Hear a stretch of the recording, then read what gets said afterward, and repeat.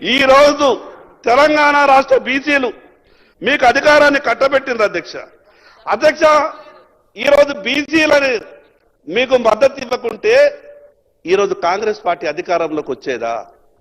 ఓట్లు వేసేటప్పుడు బీసీలు కావాలా, మీకు సీట్లు రావడానికి బీసీలు కావాలా. కానీ ఈ రాష్ట్ర మంత్రివర్గంలో మాకు అవకాశాలు ఉన్నాయి.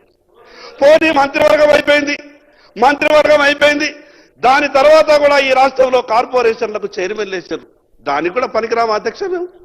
పోనీ కార్పొరేషన్లకు చైర్మన్ వేసారు, నిన్న లేక మొన్న ఆర్టీఐకి కమిషనర్లు వేసారు.